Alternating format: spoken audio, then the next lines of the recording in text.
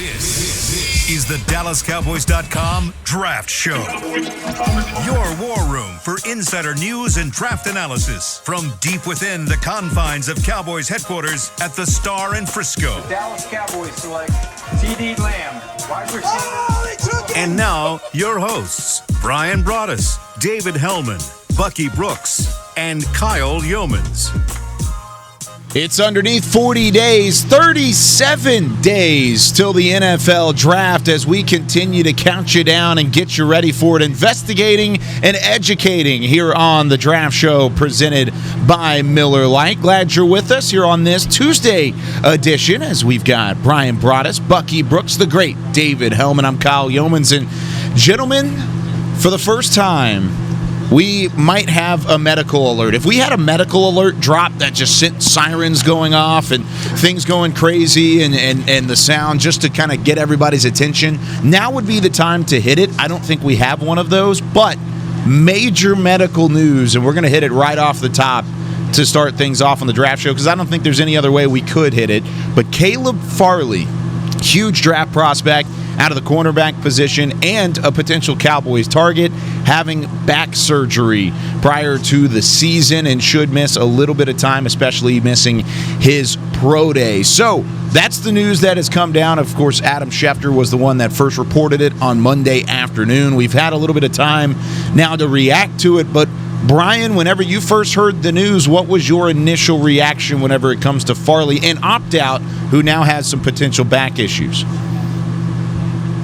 Yeah, this is something that, that teams knew about, that he missed some games before. In 2019, the last couple of games, he had a similar procedure. He's got some pressure in that lower back that he has to release. And, yeah, this is not a good thing. This is not a good sign. And when you start to ask the trainers and doctors around the league yesterday afternoon, like I did, they were saying, listen, the longevity questions come into play here now, and where are you with that? Are you willing to say, okay, he's just that much of a talented player that we're going to put that aside, we're going to play him and just manage the back as we go? Talking to doctors and trainers, again, they've said that this is something that can be taken care of with rehab. But they've also said, hey, there's been some good cases. There have also been some bad cases of this. So, it's really unfortunate because, again, this is a player that a lot of people had, including myself, as a target for the Dallas Cowboys. He was cornerback number one for me, and now this gives you a little bit of a pause as you go forward here in this process. Yeah, it makes it really, really difficult when you're looking at him to say, because you already alluded to the fact that he missed games in 2019. He sits out all of 2020. We won't get a chance to see him with his pro day and those things. And we don't know how long this is going to impact him in terms of getting back on the field. I think what you have to end up doing is you have to put a star on his tag. You have to get the medical, you have to get your doctors to weigh in. But I certainly believe that he is dinged when it comes to the process. I don't believe you can seriously entertain taking him at 10. And I think it comes up with the doctors when you can mitigate the risk-reward value with him as a prospect. Just to wrap that up, this is probably the most important and the spot where we in the media are at the biggest disadvantage is with the medicals, because we're hearing about this because Caleb Farley needs to have a procedure done right now. But I guarantee you all these teams, they knew about his past. It's something they've looked into. It's something that comes up on the screens at the NFL Combine every year. That's why this usually, these types of things happen at the Combine. In a normal year where you don't have COVID, this is something where your own doctors would take a look if you came to your facility. And we just, by and large, we're not going to have access to 99% of that. I remember having a conversation with somebody, one of the previous draft cycles. I don't want to name the player, but the guy had a medical condition that never made it to the media that teams knew about, and it dinged his draft stock. Understandably so, if you're worried about his longevity or his ability to be available. And it's just the type of stuff that we don't have access to. So in the case of Caleb Farley, we do, because he needs to have a procedure right now. But, this is the type of thing that you've got to worry about and you've got to have your hands around when you're talking about spending big draft picks. And, it sucks, but I agree with what Bucky just said, that I hope Caleb Farley has a super long career, and I don't know how far he falls because everything I've heard is that he'll be available for training camp, but it seems like a good guess that he's going to fall at least a little bit because of this. Yeah, Kyle, and guys, the thing that you in talking to some scouts, and I know Bucky does the same thing. He works the phones. Dave's got his guys he talks to. It's a mess right now for these scouts. The medical information. I talked to a team the other day that says this is an absolute mess, and they're hitting these pro days and trying to gather information. How do you get medical information with HIPAA laws and all that stuff going on? I mean, this is difficult on this team, and you're making an investment in these players. And it reminds me so much of the '98 draft that we had in Philadelphia with Jeremiah Trotter. Our doctor in Philly had. Listen, he said, Brian, I can't tell you, this guy could play 10 games or 10 years, and I give Jeff Lurie, the owner, a lot of credit. He's like, listen, guys, if we like this guy enough, let's take him. Now, it was a third-round grade. It was a third-round get, but still, those are the types of decisions that these teams are going to have to make on these medical as they get more information. Whenever it came out yesterday about the Caleb Farley news, Drew Rosenhaus's agent said he noted a late July return for Caleb Farley. Cowboys have had their own experience with it. This is a tweet from Calvin Watkins, by the way. Cowboys have had their own experience with this type of surgery that Farley is undergoing. Tony Romo had the exact same surgery. So, I mean, if that strikes fear into you, I think it does to me a little bit whenever it comes to taking him at 10. But Brian, you talked about how he was your corner one. You're not alone in that fact. A lot of people had Caleb Farley as their corner one. Is he still there, or are you pushing him down the board a little bit if you were in that draft room? Yeah, Bucky's going to hate me for this, and Dave's going to hate me for this. I'll fight for the kid. I'll fight for the kid. And you know what? And if it's something that my medical staff feels comfortable with, I'm not going to be an idiot scout and walk in there and say, we've got to take this guy, we got to take this guy. But if it's something that we have a history with and we're comfortable with, I think that the consideration is still there. Now, if you tell me that, hey, listen, there's some cases where this hasn't gone well, and we do worry about the longevity of the player, I think there is concern. I'm not going to be that stupid, but I can understand where guys like Bucky, who has Surtain up there at number one, this is his opportunity to say, listen, let's take the healthy guy. Let's take the guy that's been playing. Let's take the clean guy. When you're picking 10th overall, though, you don't want that mistake. You don't want anything hanging over your head. So this is clear ammunition for those guys that want another player or another position there. And you know what? I could fight him to a point, but I can't fight him all the way like if he was completely healthy. So, Cal, per your question, when you're talking about rankings and grades, it wouldn't impact my grade at all. Like, you still grade the player for who the player is, and then I think you have to let the medical team undress them in terms of what we can utilize them and what kind of tags and stickers we put on the card and those things. So I think you still have to talk about him as if he's a healthy prospect, and then you'll let those that may be above our pay grade handle that when it comes to the medical. I think what typically happens in these situations, you typically are docked maybe a round or two, depending on how severe it is. So if we're thinking about him at 10, I think earliest consideration would be in the second round if it's severe, and it may even drop down into the third round. And so then it comes down to how comfortable are you taking on a player who has this issue? Because Dallas has had familiarity with it. Tony Romo, I want to say another player had a similar surgery on the Cowboys in the past, but with Tony Romo and understanding what comes along with it, and do they have a plan to get a player up and running and being able to play and how to manage it as he's going through his career. If they have a plan and they feel confident about it, I think you can take him and you get him at the right value. Yeah. So what you're telling me is that if he's there at 44, the Cowboys are going to make him their big gamble pick, because we know they love doing that. Yep. Yeah, no, they've taken, the history shows you that with Jerry Jones. I believe Bucky might be referring to Tank Lawrence. Tank has had some back issues and stuff like that he's had to deal with as well. We understand this team will take a risk on a medical player.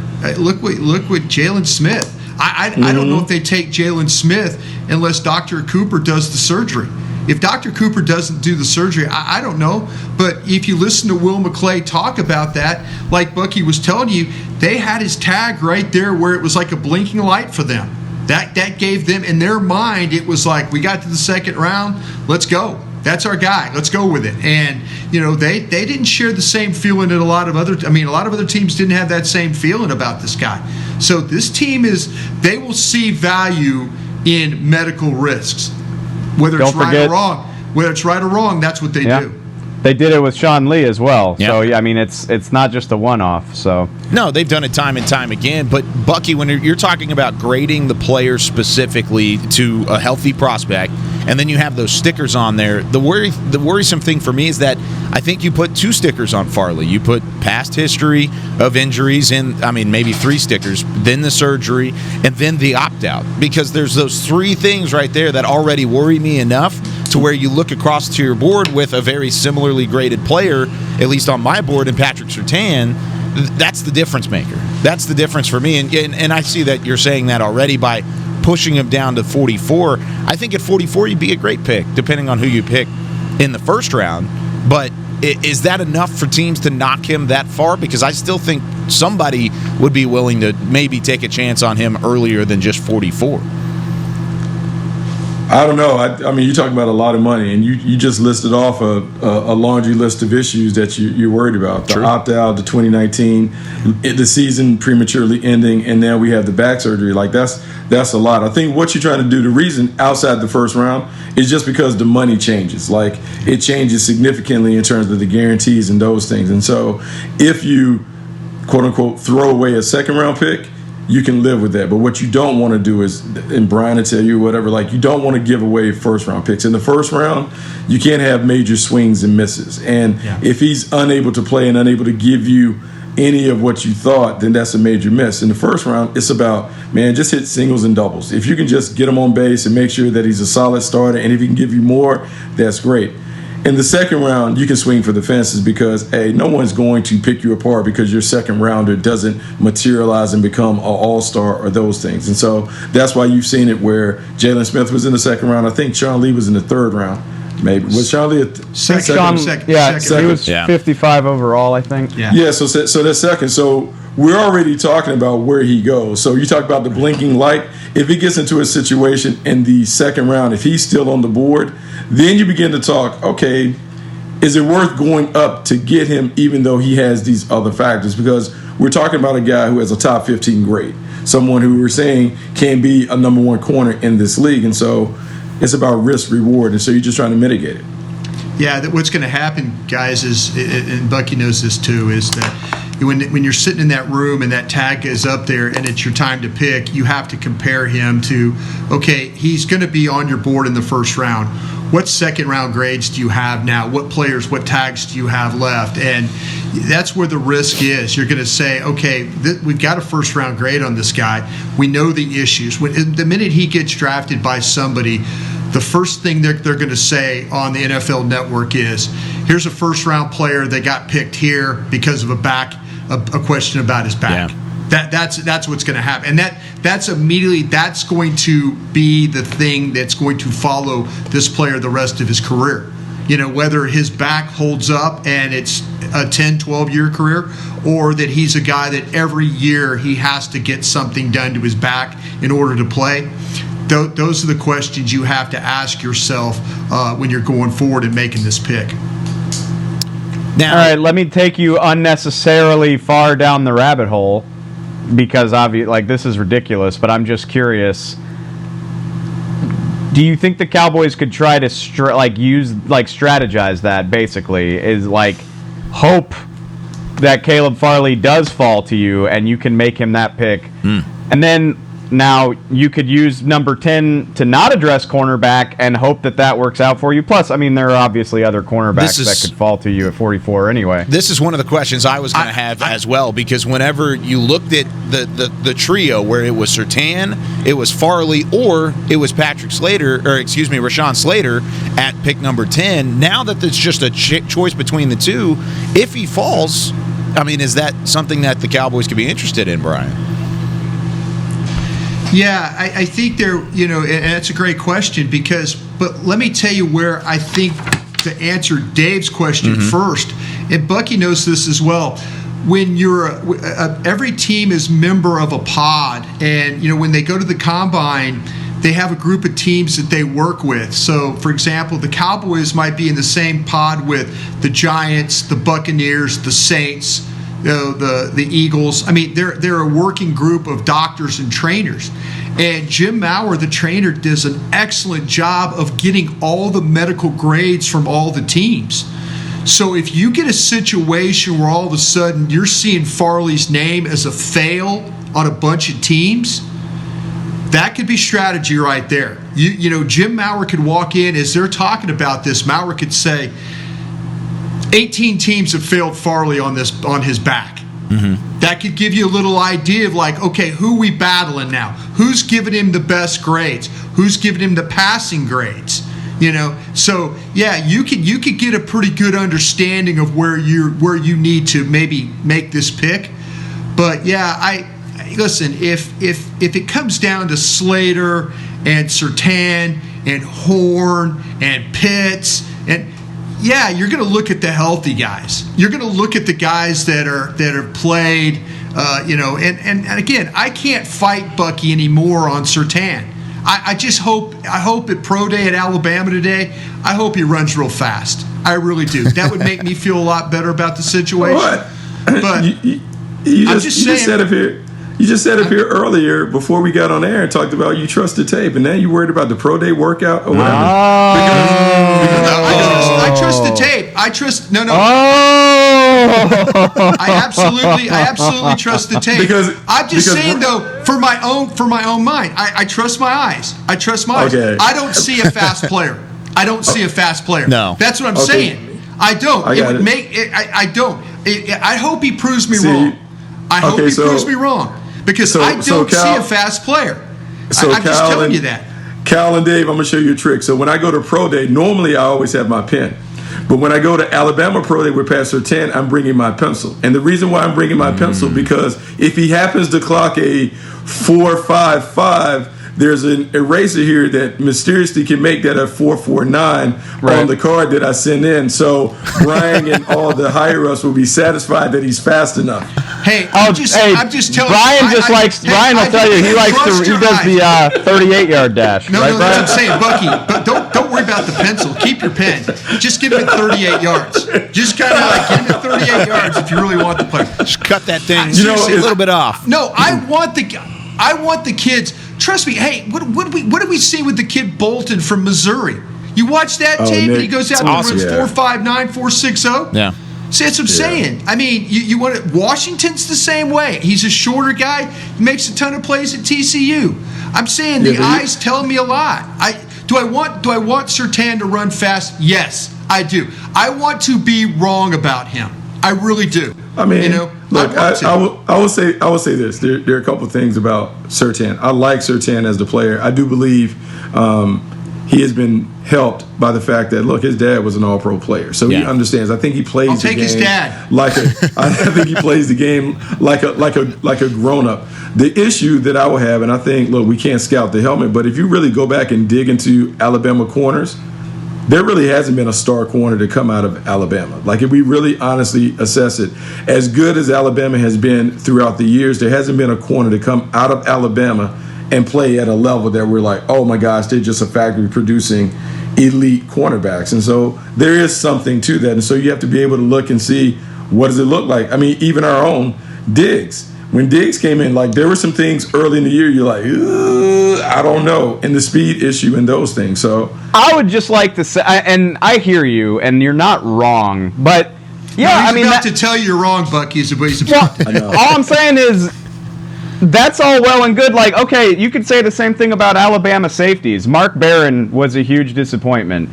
Clinton Dix, pretty disappointing. Minka Fitzpatrick kicks ass. Well, and I mean, so all it takes is for the right guy to come along and buck the trend. And I don't necessarily buy that. Yeah, that's all I'm saying. No, that's a good point. I mean, I get that. Bucky, he just slapped you around. No, but that's fine. But why don't you ask Brian Broaddus about Penn State corners? We're still waiting on a Penn State corner to play. Like, so, I mean, there's something to sometimes, like, you have to get away from, like, hey, whatever. Whereas LSU corners, Ohio State corners begin to play. Like, there's something, I don't know if it's in the water or whatever, but there's something to, you just have to be a little leery and a little careful, because are they coached up so well that they're maxed out when they get into the league? Like, there's some reason why scouts are doing media now, because of Penn State corners and Mississippi State defensive tackles and all that stuff. The best visual. I'm just go for it, Dave. Go ahead. Penn State put out a bunch of bum running backs too, and then Saquon Barkley came along, and Sanders isn't bad either, so maybe it's going up. Yeah. The trend's going up. Maybe they're figuring out. Maybe it's going up, but the detractor me would say, but Saquon Barkley was on the sideline last year. Are we ever going to see the Saquon Barkley again? Like, Bucky's just a hater. I'm just saying. Like, who hurt you, Bucky? I'm not ready to call him Curtis Enos or anything, but I'm just saying. Curtis Enos. I was right about him. Jeff Lurie, Jeff Lurie, the owner comes into the room real quick. Jeff Lurie comes in, and he's been talking to other owners, and about Curtis Enos, and we got a second-round tag on him. And Jeff goes, Mr. Lurie goes, man, that Curtis Enos, we sure have him low. And I'm like, Mr. Lurie, he's a 240-pound guy. He runs slow now. He's gonna get bigger. He's gonna slow down. And Mr. Lurie's like, okay.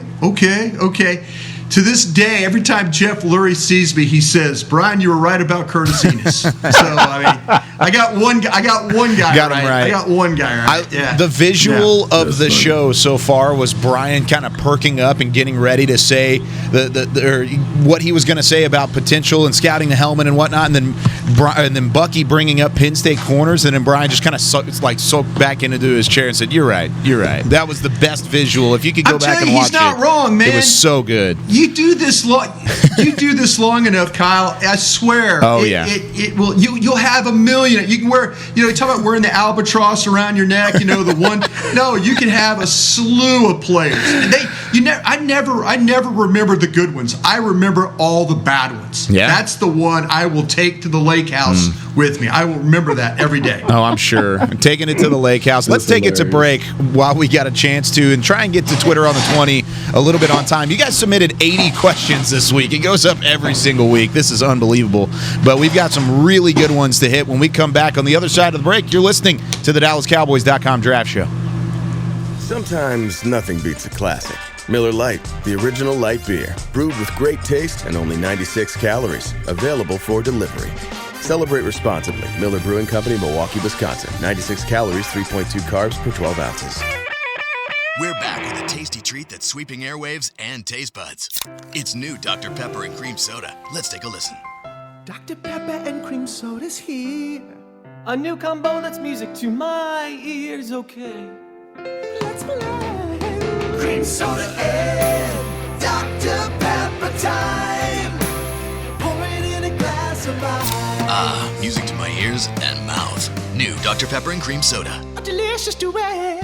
Hey, Cowboys fans, if you're thinking about attending a game this season, visit cowboystravel.com to book your travel package today. Stay at the team hotel, have dinner with a Cowboys legend, and experience AT&T Stadium's exclusive VIP Owners Club. Also, tour the Star, get autographs from your favorite players, and talk X's and O's with me, Mickey Spagnola. The official travel partner of the Dallas Cowboys will take care of all your travel needs. Visit cowboystravel.com.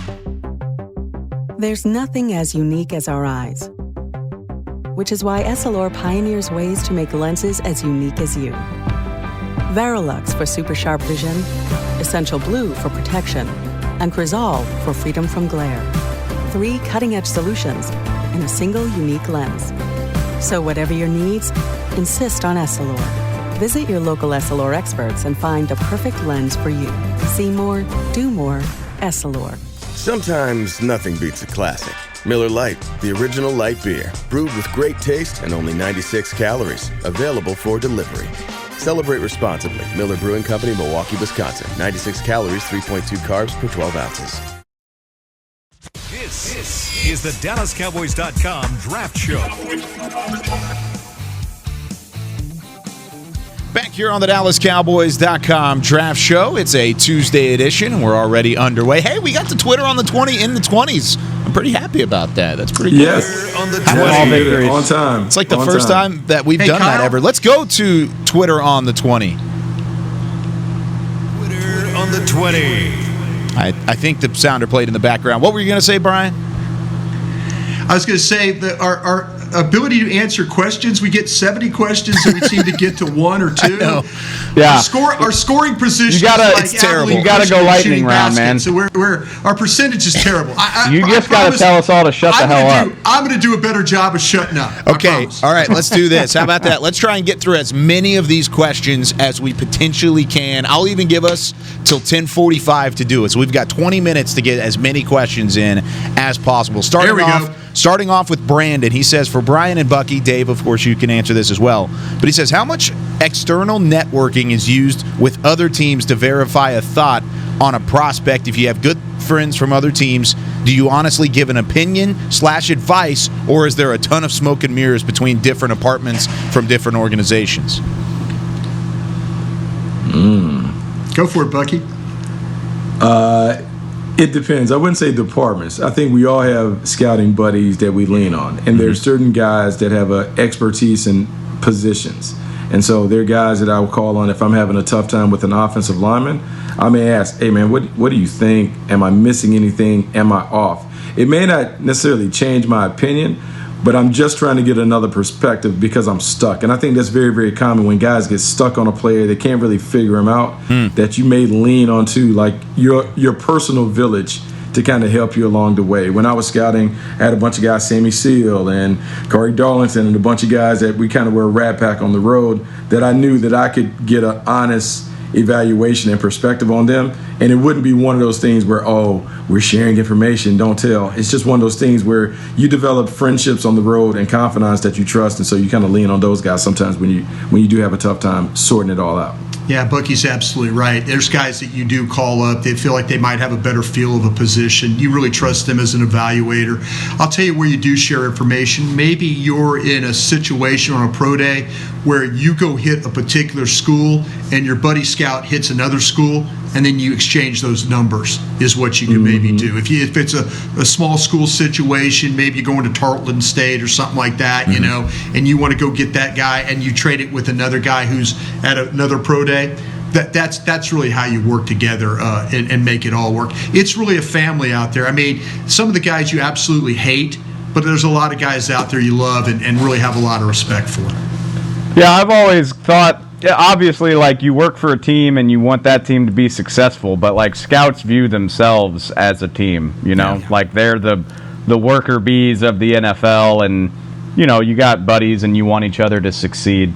Right. That's the experience that I've always gotten just from being around scouts. Yeah, and from going to the Combine and having those networking events and being around guys like Bucky and Brian who have been a part of it. I'm kind of right there with you, Dave. From the outside looking into the scouting departments of the NFL, I can see how that's the case. Okay, this one comes from Koufax, and I'm actually using this because he called me Mr. Mean Green, so I like that off the top, so that's why I'm picking it. But it's a good question. Do you think even if the Cowboys sign one or both of the free safeties that are coming in for visits this week, talking about Damontae Kazi or Malik Hooker, do you think that they will still draft safety high in this draft, Dave? So I'm just going to take this opportunity to be a smartass and say I got to see them use a high pick on a safety before I believe it's going to happen. They haven't done it since 2002? Yep.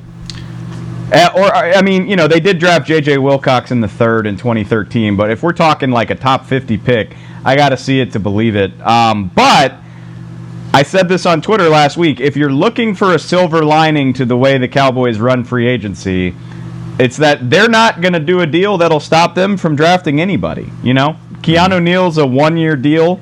I think the longest deal they've signed so far is like 2 years, $6 million for Terrell Basham. Yeah, it was the Basham deal. Yeah, and if they sign one of these guys, I promise you, it'll be a 1 or 2 year prove it deal. And so no, I mean that's not going to stop them. I think their own biases against the safety position is what's going to stop them.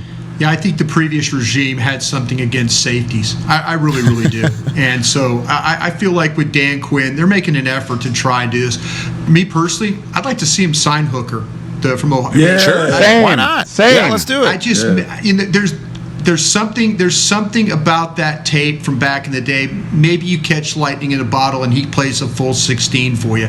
It might be tough, but I would. That's the one. If you're going to go get a guy, go get him, and then let's find a way to draft a guy. Those are the two things I would do. Because here's what also plays into why Malik Hooker would be the one. Malik Hooker is a former first-round pick. Yeah. And so sometimes a change of scenery, a different scheme can allow him to play at that level. Yes, he has an injury history, and you have to sort through that stuff. But if you're thinking about the position that they're filling is the ornament on top of the Christmas tree, you want a guy who is a big-time center fielder, the ball hawk, guys who has skills. This was a guy coming out, like they would tell you when you go back into his high school background, he was a dominant basketball player, great hand-eye coordination and athleticism. He's not that same athlete, but if you talk to Urban Meyer raved about this guy when he was coming out in terms of just how he developed and what he could be at the next level. I would be willing to give him a chance to see if he can come back healthy and man that position, because you could end up getting what Dave Hellman wants, which is a top pick. You just have got him at a discount. You got a nice used car. Hey, and that is a Cowboys hallmark under Will McClay. They love giving second chances to big-time, former first-round draft picks or, big-time talented big school guys who, whether it's character issues, whether it's injuries, have fallen out of favor. If you asked me to guess, I think they'll try their hardest to sign Hooker if they can get one of these guys. Well, and I said this on the Fan last night, but the reason they're coming and actually making their way to Frisco, even in the midst of the craziness, still in the socially distant COVID offseason again, is because they need to check the medicals and they need to look at the physicals and try and see between these two guys which one's more ready to play and more ready to play 16 games, like Bucky said, and catch lightning in a bottle. If everything's even between the two and everybody's good, I would still pick Hooker. But I don't know. That's my biggest question, because if they end up signing Kazi, that means I think that they saw something in Hooker's medicals that scared them into doing something a little bit more long-term. Now, this next question comes from Patrick Drew on Twitter. He said, I'm interested in terms of rating the offensive line in this year's class compared to last year's class. Where would Penn Sewell and Rashawn Slater rank compared to the 4 top 15 picks that the 2020 class had? Bucky Brooks.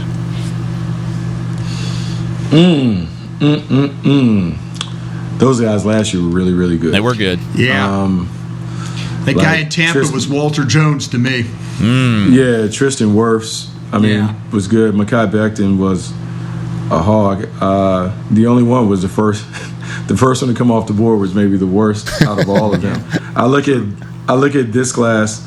I think the top 3, and I'm saying Penn Sewell, Rashawn Slater, and Elijah Vera-Tucker in whatever order you put them in. I think they all would be in that conversation. I think there is a bit of a drop-off after that when you talk about Darashaw and Jenkins and whoever else you want to kind of throw in that conversation. Even though I'm hearing the Notre Dame kid is flying. Eichenberg, like they're talking about 7 offensive tackles that can go in the first round. Wow. I mean, I told you this. I said this about this guy, man. Yeah, you guys you don't were on listen him. to me at all. I told Who said we didn't listen? He was a pet cat guy. I mean, we had this conversation 3 weeks ago. Yep. You guys need to listen to the old man a little bit. I mean, the old man had it. So I mean, the old man, like you're claiming pet cats in darn near December. I mean, we haven't even done the full grade and evaluation. The old man knows. The old man, he had the vision. I had the vision of the player. You said he was like a 2nd or 3rd round pick when we talked about this. 2nd round. I have him on. He's my number 1 player in the 2nd round. Number 1 player in the 2nd round. Okay. He's well, I mean, if you're gonna give him the 6.9 grade, you might as well give him a 7.0. Like, I'll tell you what, man. I like Darashaw. I like Darashaw. I like Darashaw more. I like Darashaw. I like that big body. I like that big body guy, man. He's going to be one too. Watch him. I want to put this out there just really quickly. Whenever I submitted the rankings for the Draft magazine, Eichenberg was a little bit further down than I would like him to be. I've seen him raised because I went back and watched him. No, I went back and watched him. That was the other thing, is I saw him at the Senior Bowl and I was not very impressed. And then I went back and watched him a little bit more, and I was a little more impressed. So I don't know. That was my big thing. And I'm not taking a shot at Kyle, but people get prompted. They're like, they see, it happened, and that's what I love draft media. It's so much fun. I love working with y'all and everybody else that's on Twitter. But you grade a guy, and then around this time of year, people are talking about him as a first-round pick, and you're like, oh crap, I guess I need to take another look. Yep. And you go back, and you're like, oh yeah. Okay. Well, you can spend a week going back and looking at players that you should have looked at in a different light. I think the other thing with Eichenberg, and we've kind of lumped into this scouting the helmet conversation, but here's the thing: Notre Dame offensive linemen and their success rate. Yep. They have done a great job of producing, and so when you get in there and you hear, "Hey, great leader, control the O-line room, smart, tough, has a bunch of starts under his belt," you then think about the coaching and what he's been exposed to. You're like, worst case, he's just going to be an okay starter, but you get all of the good things. And so that's why if you're at the bottom of the first round and you're like, maybe the Kansas City Chiefs are down at 30 or whatever, I can't go wrong. He's not necessarily an exceptional player, but he's pretty good, so we'll take him in the first round. Mm-hmm. Yeah, that's I was impressed by him though, and again, I didn't have the guts to put him in the first, but I knew that he needed. I knew that he needed to be. Again, I love that Virginia Tech kid. I really do. Darrisaw. Darrisaw is great. I think the one that I'm still hanging is Jenkins from Oklahoma State. Oklahoma State. Yeah. Yeah, look, he's a first round player. He's going in the first round. Just that, I was worried. Sometimes, I like to see guys move people off the ball. And I know in the Big 12, no one's really doing that. I know it's 7-on-7 with the little bodies in front, but I don't know. I kind of like to see him move people. Yeah, no, I'm right there with you. It's a rare thing to see people move people. Yeah. All right, this next question. Can he move the furniture? Yeah. This next question comes from Tim. He said, if you were the Cowboys and if they were to package their second-round pick and one of their third-round picks to get back into the first round, one, is that possible? And two, who could you see the Cowboys potentially targeting if that were the case? Well, I think the answer is definitely yes. Yeah, yes. If a top 50 pick, and then regardless of which one you use, it's another top 100 pick. 44 and 75 will get you to Washington at 19. Wow, I would do that. That's amazing. If you're telling me J.C. Horn is there, give it to me, and then I'll already have picked Rashawn Slater at 10. Ooh. You know what? I don't know why the Cowboys, to be honest with you, and I know this we're talking about draft, I don't know why the Cowboys don't use one of those compensatory 3s, 4s, or their 5 and try and go get an established player from another team. That, instead of saying, we're looking at hurt safeties, go offer a third-round pick for a young real safety, a guy that's already been playing. You think the cap plays into that, though? Because that's my thing. It probably does. I know I'm just throwing it out there like that, but to me, you earn those compensatory picks. You earn those. Take them, and if you got to move them to go back into this thing, if you take Pitts at 10 and you jump back in there and grab one of those corners, you say you grab Newsome or somebody like that, that's in that spot, heck yes. Yeah, let's go. Let's get back in there, I'm not going to sit there and just say, okay, let's pick at 75 and 99. No, I'm going. I'm going to try and grab some of these players off my board. Brian can't stand letting the draft come to him, which is weird because he admires Baltimore so much, and that's what Baltimore does every year. But every year, Brian wants to get rid of all of his picks. I want to move in a way. I want to move to get better players. Is what I want to do. That's all I'm asking to do. Baltimore and Pittsburgh, they sit there and what's the number one need for Baltimore? Oh, they need a tight end. They win the Super Bowl and then they get the best tight end to fall to them at 32. Yeah. Well, maybe if you weren't trying to get rid of all your picks, you could do that too. Nah, you know what? The Cowboys, Baltimore's roster is better than your roster. You saw that last year with your own eyes. Yes, Come definitely. on. Yes, yeah. So if I'm going to beat Baltimore, it's not going to be sitting around waiting for me to pick somebody at 75 or somebody at 99. It's not it is. I see the appeal, and what y'all just said, you can tie that to the tackle conversation. Mm-hmm. Yeah. If you tell let's just say they draft Surtain at 10, because I think that's what they would prefer to do. I think they're going to take Surtain. Yeah, I think so. Yeah, if he's there, I think he's the pick, and so you draft him at 10, and Hülkenberg or Tevin Jenkins is hanging around at like 26. Yeah. Package 44 and 99 and get up there and get yourself a tackle. I wouldn't hate that at all. I'd be in favor of that. Mm-hmm. Yeah, I think what you have to do to execute it, like Brian talks about, I think you have to have your handful of players. Like you have to have a bag of players that you would like to get. And we do these exercises throughout the time as it gets closer to the draft where, hey, what does my ideal first 2 days look like? If I have this player, and that player, how would you feel on the day? Or what about this combination of players? I think you have to have a handful of guys that you would like to identify as these are the guys that we would really like to have. And you should have a handful of them in each round. And if you can get in range to get those guys, get them. Yeah. I am all about players over picks. I know they're lottery tickets and anybody can come out of it, but I would much rather have the players that I want as opposed to just sitting on a bunch of picks that I'm just picking guys just to be picking them. Well, the whole thing, Kyle, I'll end with this real quick. I said I was going to be brief, and I'll try. The thing that I don't want to sit there after day 2 and going into day 3, which is the Scouts Day. The Scouts Day is that day 3. Day 2, I don't want to be looking at all the tags that are picked and looking at someone else's team and going, damn, they drafted better than me today. Mm-hmm. Damn, and if it's somebody, I always did that with the Chargers.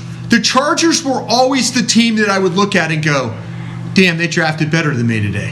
And I don't want that. I want to be the one that says, my grades on that board, my grades on those tags are better than anybody else's grades on those tags. Yeah. So I admire teams that can move around and find spots. Mm-hmm. Bucky's right. Your defense is a liability. Go fix it. And if it means moving around and doing some things, go fix it. Yeah. And I think it's likely that you're going to see the Cowboys be aggressive in that fact, especially in day 2 and day 3, because you have 10 picks.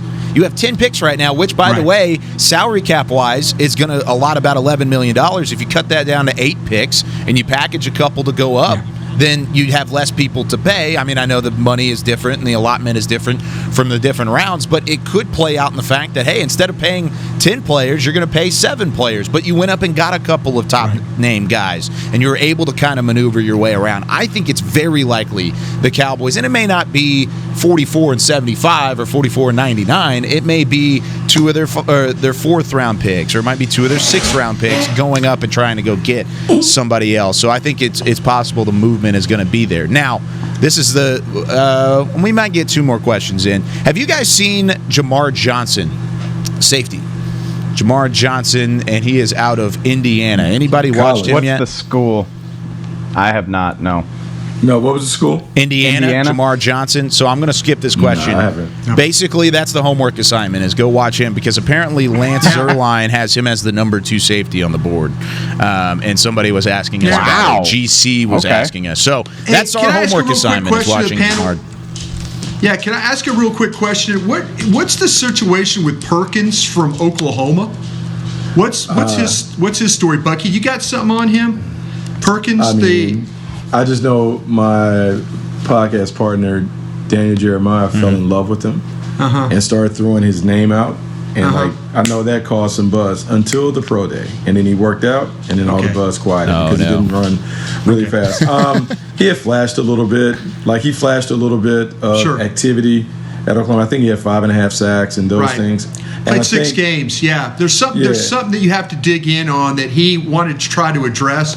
I was saying the tape, to me, there's some positive things about the tape. I had not heard. I watched him last night because I'd heard a little of the buzz you're talking about. But I don't. People are talking about him like a 1st or 2nd round guy. That's not the case in my opinion. But I was just curious if there was something more that I was missing there. But he only played 6 games. And he said, hey, I have to mature. I have to be better. I made a mistake.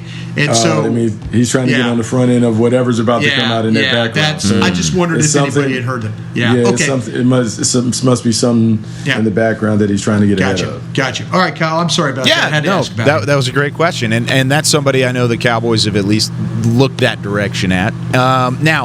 This next question comes from Landy McBride on Twitter. He said, "What are we supposed to think of Jason Owe, the edge rusher from Penn State?" I mean, we were talking about Penn State corners a little bit early on.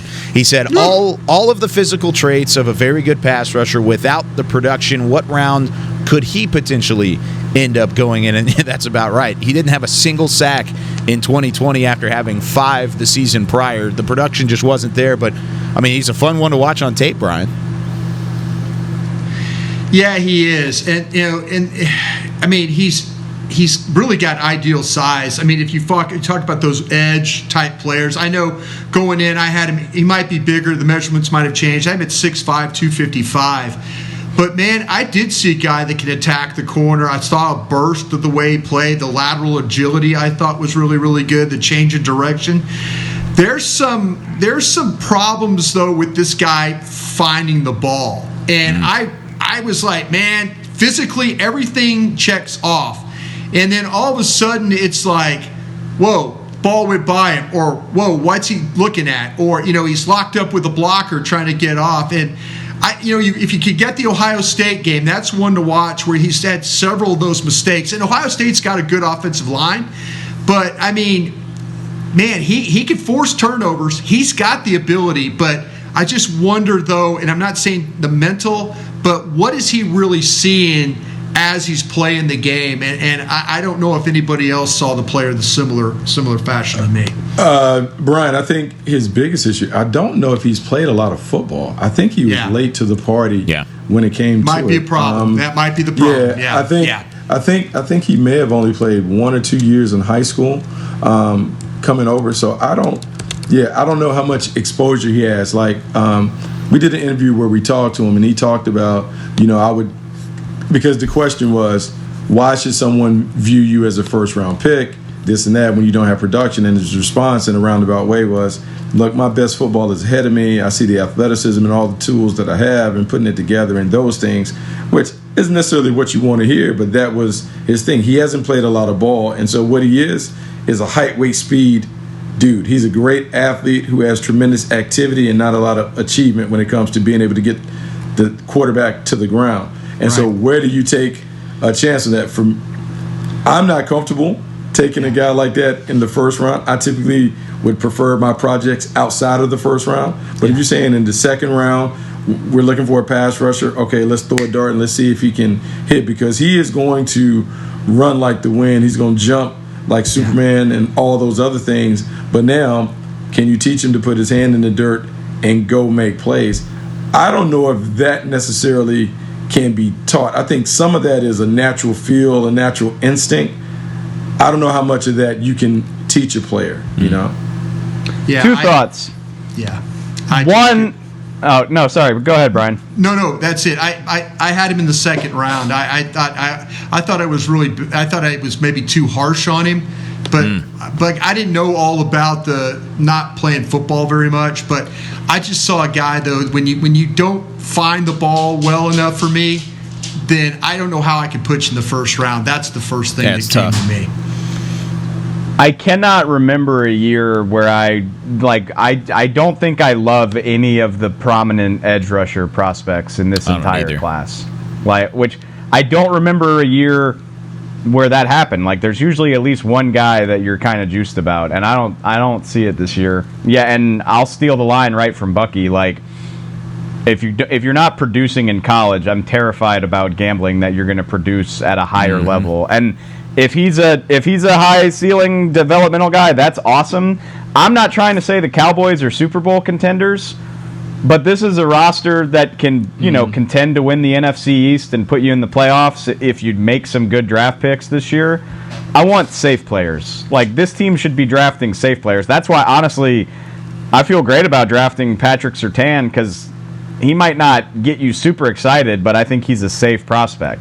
And the last thing I want to do is spend a big pick on a guy who's going to need a redshirt year. Like, this is not. This ain't the year for that for the Dallas Cowboys. In my opinion. Yeah. So I think Owe played 2 years in high school. He was a big time, obviously, recruit. He was number 2 in New Jersey when he came out.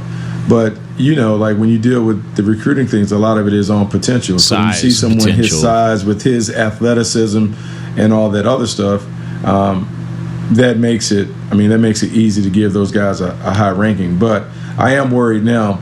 James Franklin would say, hey, he put consistent pressure on the quarterback, and he did all those things, and he was always around the ball, and he impacted the game in other areas. But Dave, going to your thing, Ozzie Newsome, I used to sit up at the combine, where those guys used to sit up high in the perch, and I would sit there and they would dispense knowledge, and they would always say, guys who sacked the quarterback in college, they sacked the quarterback in the pros. There is something about guys who can get it down, and if they do it in multiple seasons, because it's not just 1 year wonder, if they do it in multiple seasons where you can track their production, those are the guys that will do it in the pros. And so production matters when it comes to pass rushers. All that activity and leaping tall buildings in a single bound, can I get the quarterback to the ground? And can you do it over multiple years? If you do that, more than likely, you can do the same thing in the pros. I said this last week right as we were signing off, but I always learn something from these shows, and that was one thing I learned last year, Bucky. The first show we ever did in the hotel room in Mobile, Alabama at the Holiday Inn or whatever it was whenever you said, if you sack the quarterback in college, there's a good chance you could sack him in the pros. And since then, it's been locked in my brain, and that's what I thought whenever I saw Owe as well. Is that's not there. It's not there. I like everything else, everything that Brian was talking about, and I still would take him probably in the third. That's probably the sweet spot for him for me, but. Man, I can't put him any higher than that if he had 0 sacks in a good amount of snaps. That's my biggest thing for it. Brian's gonna hate me because this is like the lazy coach scout analysis. Let somebody else develop him. I'm not in the process. Because by the time I get him to be a good player, he's going somewhere else as a free agent. True. Yep. I hate to say it, but I want guys that are close to being plug and play. Right. Especially right now. I want to be able to put them in the lineup and get everything.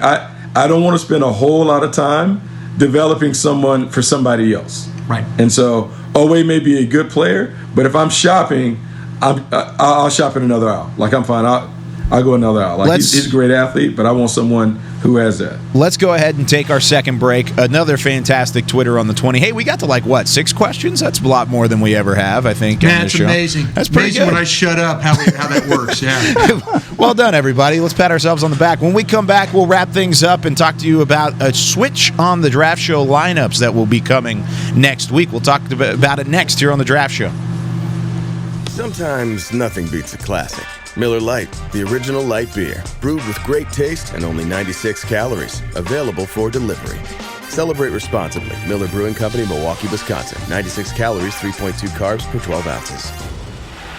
The Cowboys way, where 16 Hall of Famers and 5 championships shows us what success looks like. Where turkey is always the second best part of Thanksgiving Day. Where we are all defined by one single thing, the star. Where we as fans know it's our job to keep the tradition going. Bank of America is proud to be the official bank of the Dallas Cowboys and to support the quest of living life the Cowboys way. Copyright 2020, Bank of America Corporation. Honey, big news. Gary, are you okay? Oh, I'm not Gary anymore. I'm Jackie Flash. What? See, I want the latest smartphone, but the best deals are only for new customers. So, to get a new customer deal, I changed my name to Jackie Flash. Okay, but the best smartphone deals at AT&T are for everyone, new and existing customers. That's huge. Then guess who's getting a deal? Is it Jackie Flash? Jackie Flash. It's not complicated. At AT&T, our best smartphone deals are for everyone. Restrictions apply. Visit att.com for details. Before there was a draft, you could size up a cowboy by 3 simple factors: the crease in his hat, the bend of his brim, and his unbending attitude. A man Stetson didn't just protect him from what life threw at him, it projected a rugged, unstoppable spirit. Stetson hats are still American-made with pride right here in Texas. They're still the unofficial crown of all self-respecting cowboys, and Stetson is proud to be on the field with America's team. Find a retailer nearest you at stetson.com/cowboys. Sometimes nothing beats a classic. Miller Lite, the original light beer, brewed with great taste and only 96 calories, available for delivery. Celebrate responsibly. Miller Brewing Company, Milwaukee, Wisconsin. 96 calories, 3.2 carbs per 12 ounces. This is the DallasCowboys.com Draft Show. Final segment here to the DallasCowboys.com Draft Show, as always, presented by Miller Lite. We've got about 6 minutes left in show, and we will hit the lineup switch-ups, the switcheroos that Derek has just rained down upon all of us here on the Draft Show, in which we will enact starting next week. But first, Dave, I wanted to kind of, you brought it up in our group message, wanted to get your thoughts on the recent signings. I mean, a lot of defensive line help coming in off the free agency market. Of course, Keanu Neil. You have the couple safeties that we've already talked about that are on their way in to at least meet with the Cowboys. But do you see any of these free agents even remotely affecting what the draft plan is for the Cowboys? Because last year they shored up the holes, could take best player available. Haven't seen a cornerback taken yet. Is that something that you could look at? Well, they re-signed Jordan Lewis, which he's not an outside free agent, but I think that's worth noting just because, and I'm not trying to sell anybody that this is a good idea, but Jordan Lewis, Anthony Brown, and Trayvon Diggs at least gives you a trio of guys who have started NFL games. You know, again, played covering significant yourself. time. I said it in the last segment. I don't think they've done anything that would preclude them from making a pick. Like, you know, these are not crazy investments, and that's what the Cowboys love to do. They paper over their holes with cheap signings, and then they try to get the real value in the draft. I do think the stuff they've done along the defensive line is really interesting because just in terms of bodies, and again, to be fair, these are not deals like these guys don't have to make the team. Clinton Dix got cut last year. For the amount of money they're spending, there's no guarantee that all these guys will be on the roster. But when you look at Brent Urban, you add that to the duo of Tristan Hill and Neville Gallimore. Antoine Woods got his tender, so he's likely back. It makes me wonder what they think about this defensive tackle class. And, obviously when you have 10 picks, you can use them on a lot of different guys. Maybe they draft a guy on day 3. But we've talked about how there aren't a lot of crazy great D tackles at the top of this draft. It makes me wonder if they spend extra time adding bodies to that to make sure that they don't need to draft one. That's kind of the impression that I got. Yeah, talking to guys around the league who do pro evaluations, we're really high on the Urban signing. Yeah. They loved that one. They felt like the Cowboys hit a home run on that one. Watkins, not so much. Word came out today, though, Florida State Pro Day. They have their defensive line coach down there working out some of their prospects. Maybe Wilson, Marvin big Wilson, tackle, will be involved in those mix. So keep an eye on that. If you're sending coaches out to work guys out, you're generally trying to get their opinion and their idea on if they feel like that those guys can play. So, Will McClay loves to protect himself. He does. I mean, he's going to say, okay, I'm going to sign a guy with the thought of, okay, I could still draft somebody. I don't think they're married to any of these guys. But again, talking to what I call my gang of 7, guys around the league that give me information about these players, they really do like what the Cowboys did at defensive tackle. With Urban. And then Basham as well. They feel like that Basham, if he gets back to where his weight was when he was when he came out, at 265, 270, right around there, that he might even be a better player. But they were very complimentary of those guys. Dave, I think what you want to always be able to do is you want to be able to line up and play. If we were to play a game today, could we line up and play? So when you think about Lewis and Brown and Diggs, it gives us an opportunity to line up and play right now. Now, when it comes to the draft, that won't prevent you, as you said, from drafting another player. But at a minimum, you have a starting lineup where you feel like you can be competitive. And so that's why some of these things are there. The only signing that I think might impact it, the Keanu Neil thing is interesting to me because moving him to weak side linebacker, I'm wondering, what does that mean? Does that mean in base package, he's the guy that is displaced over the slot receiver, kind of being a big nickel player? And does it mean when they do go to their quote-unquote nickel package, who comes out the game? Yep. Is that Jalen Smith off the field? Yeah. Now, is Keanu Neil, LVE, a nickel corner, and the rest of the crew. So I'm curious to see that, because we're seeing more teams use that will linebacker as a hybrid player. And to me, they're saying a lot without saying anything by saying, oh, we're moving Keanu Neil to weak side linebacker. Oh, you mean hybrid? You mean he's the big nickel safety? Yep. So now what does that mean when we put the real nickel package on the field? Yeah, I think you're absolutely right, Bucky. I think that they take Jalen Smith off the field. I think Keanu Neal is going to play strong safety. And you talk to people around the league about him, though, they will say really good run defender, physical. You want him down there. Don't want him in coverage, though. They even covering tight ends and stuff like that is a liability for him. Playing in space could be a little bit of a liability from what I heard. So, yeah, I think this is going to be Van Der Esch, Neal playing down, bringing nickel on, and then try and play it that way. But I think in early downs, they're going to keep Jalen Smith on the field. Yeah, he's the dime backer. Keanu Neal is the dime backer. If he's out there in bases, whatever. But when they go dime, he's the dime backer. He's coming in there and he's near the line of scrimmage because they want a more athletic defense. I think that's the thing that showed up last year. More speed is needed. You have to be faster and more athletic to be able to compete. You got to be agile. You didn't have that. Change of direction was a problem for this defense last year. Yeah. We know they're not here. They let his salary guarantee. I don't think that's a huge surprise. But I also, when I hear that Neal's going to play linebacker, I think it's a little bit simplistic. Jalen Smith is still going to play a ton of snaps. But yeah, even if Keanu Neal's specialty isn't coverage, you need better athleticism when teams go small and fast, and I think that's what that is. Now, we are going over time, but I did want to hit this really quickly. We will have different lineups as of next week. Now, this is still proposed, so this can still change, but Tuesday's show next week on the Draft Show, Brian brought us, along with the great Dane Brugler and Jeff Kavanaugh.